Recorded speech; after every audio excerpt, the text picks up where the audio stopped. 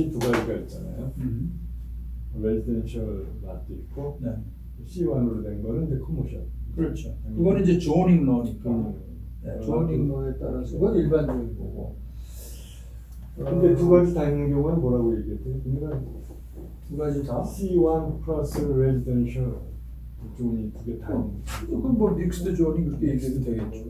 예를 들어서 뉴저지 같은 경우는 B 조닝은 1층은 상가로 하고요. 2층서부터 레지던셜로 할 수 있어요. 아직 그런 조닝이 있어요. 저는 믹스드 1층인데 앞에는 비즈니스고 뒤에는 아파트 두 개 파는 데 있어요. 같이 붙어 있었어요. 그런 놈도 있고. 네. 믹스드 유즈라고 오토페어를 하죠. 그런 조닝을 바꾸거나 조닝을 알아보는 건 어디를 통해서 알아보세요? 플래닝 보드 아. 하고 플래닝 보드하고 다 통해야 되죠. 결국은 이제 오너나 포텐셜 오너가 그걸 신청을 할 수가 있어요. 그거를 어디? 변경 신청을 베어리언스라고 그러죠. 어디다가 하는 거예요? 타운에서 하는 거예요? 네, 여기는 뉴저지하고 달라서 뉴저지는 모든 게 타운으로 가는데 근데 그걸 사기 전에 물어보시는 분들이 있는 거예요. 있어요. 되게 단독으로 있는 집인데 Right. 그게 길가에 있어서 Right. 그걸 사서 일단 대충 살다가 렌트 주다가 나중에 그거를 뭔가 그 상업 변경할 수도 있는. 몇년 뒤에 예. 하고 싶다 거기 있- 개발이 될 것 있어요. 같아서 가능성이 크죠. 근데 그걸 알아봐 달라는데 어떻게 알아봐야 알아볼 될지. 거- 페이지에 있습니다. 저희가 경우를 좀 카운티에. 말씀드리면 네, 그 카운티. 예, 여기는 주로 저희 거 보면은요 그게 디파트먼트에 아예 가서 신청할 수 있어요. 그 조니 디파트먼트가 타운이요? 카운티 지금 예. 만약에 뷰포드 시티에 있는 건물이다 그러면 뷰포드 시티에서 여기는 카운티. 뉴저지는 카운티가 뮤니스팔리티로 가는데 여기는 카운티로 가더라고. 네. 그래서 이렇게 생각하시면 돼요. 절차는 확인할 수 있지만 어떤 상태냐 하면 베어리언스라고 그래요. 뭘 변경. 뭔가 베어리한다. 베어리언스. 우리말로 하면 용도 변경이에요. 근데 두 가지가 있어요. 조닝 변경이 있고요. 조닝을 아예 바꿔달라. 레지던셜 조닝인데 커머셜 조닝으로. 이건 좀 어려워. 돈도 많이 들어가고 또 확률적으로 어렵죠 사실은. 그래서 그 이제 뭐 여러 가지로 불릴 수 있는데 플래닝 보드라고 그 디파트먼트라고 보면 되겠죠. 근데 그것만 만약에 다루죠. 전 주인이 그거를 받아놓고 팔 수도 있는 거예요? 있죠. 바꿔놓고? 그렇죠. 네. 그러니까 만약 센스는 큰 길인데 집이 하나 있는 거예요. 그렇죠. 이렇게 떨어져 있어 Right. 집들이. 그거를 내가 사기 전에 네가 바꿔달라라든가 할 수도 이렇게. 있죠. 바꿔 근데 계약서. 전 주인이 만약에 바꿔서 판다 그러면 값이 비싸지겠죠. 그렇지. 당연하죠. 네. 그래서 이런 룰, 용도, 사용 용도, 이런 그 권한, 퍼밋 이런 거를 전체적으로 인타이틀먼트라고 그래요. 그러니까 조금 단어공부를 많이 하시면 굉장히 늘 제가 강조하지만 유식해지는 거예요. 그러면 딴 사람들이 함부로 못 봐요. 어쨌든 그러니까 모든 퍼밋이나 뭘 할 수 있는 권리 하는 거를 이런 거를 전체로 봐서 인타이틀먼트라고 그런다. 근데 구체적으로 들어가면 그거에는 대개 조닝이 있다. 그죠? 그 다음에 조닝 밑에 뭐가 있죠? use가 있어요. 그러니까 조닝으로 쪼개져 있고 각 쪼개진 조닝의 밑에 들어가면 서브 캐테고리로 use라는 게 있어요. 즉 사용 용도.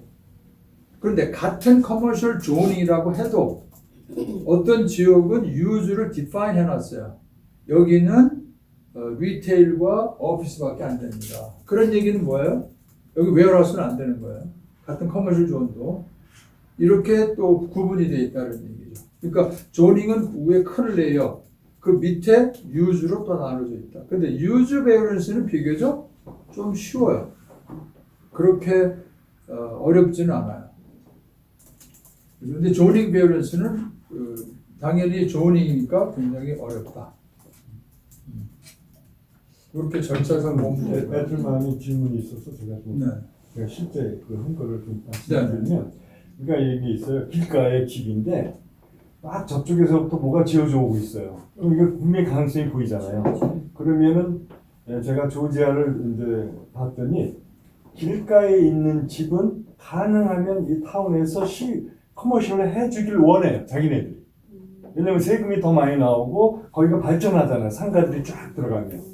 주택만 있는 것보다. 그래서 첫 번째 라인하고 심지어 두 번째 라인까지 신청을 기다려. 예? 그런데 만약에 근데 왜 전 주인들은 그걸 안 했을까요?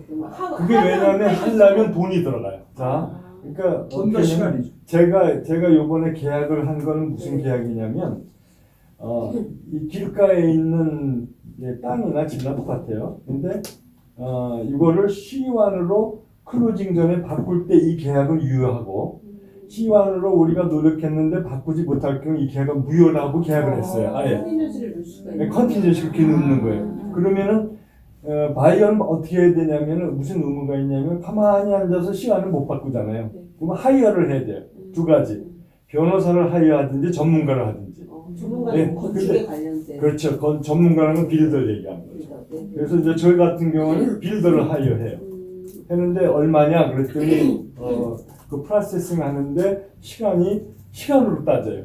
몇 시간 정도 50시간 든다. 100시간 든다 해가지고 5,000불 내놔라 이렇게 해요. 그러면 5,000불을 주는 조건으로 바이어가 하이어를 하는 거예요. 해가지고 그게 보통 오래 걸리니까 그런 계약은 보통 3개월까지 계약을 해요. 클로징은. 근데 뭐 언제 될지 모르니까. 그래서 저는 이제 한 2달 했는데 이제 2달 말에 클로징 하는데 예를 들면 그런 경우에는 계약서 자체에 그런 컨틴전시를 넣는다고. 넣어가지고 C1으로 바뀌어질 경우에만 이 계약은 유효하다. 그러면 파는 사람은 자기가 하면은 돈을 더 받을 수 있는데 자기는 5,000불이 없는 거야. 될지 안 될지 네, 그러니까 그냥 적당히 중간선에서 조금 올려서 받는 거야. 다른 뒤에 있는 집들은 싼데 30만 불인데 자기는 한 45만 불에 파는 거죠. 이런 거를 컨틴전시를 무슨 컨틴전시라고 부르면 좋으냐? 어프로블 컨틴전시라고 부르면 좋아요. 그래서 컨버션은 어프로블 컨틴전시가 종종 들어가요. 왜? 이러한 그 베어런스 문제 때문에 용도 변경이나 조닝 변경 때문에 어프로블 컨틴전시 대개 컨틴전시는 그러니까 우리가 주택 쪽에 보면은 뭐 모기지 컨틴전시 그런 거 있죠. 그다음에 인스펙션 컨틴전시. 그다음에 이제 요즘에는 뭐 이제 붙이기 나름인데 어프레이저 컨틴전시도 있죠. 어프레이저이 얼마가 밑으로 나와도 상관없이 내가 웨이브하고 사겠다 이런 거. 근데 커머셜은 어프로블 컨틴전시가 종종 들어가요. 어프로블 컨틴전시가. 그래서 그거를 어프로블이 나와야 클로징 하겠다 이런 거죠. 근데 서로 밀고 땡기고예요. 어프로블을 하려면 시간과 돈이 들어가는 거죠. 그러니까 이거를 그럼 누가 내겠느냐? 그죠? 셀러가 해주고 파느냐? 아니면 바이어가 조건부로 들어가서 할 것이냐? 뭐 이런 것들이죠. 그래서 어프로블 컨틴전시를 하나 더 생각하면 되고요. 그 다음에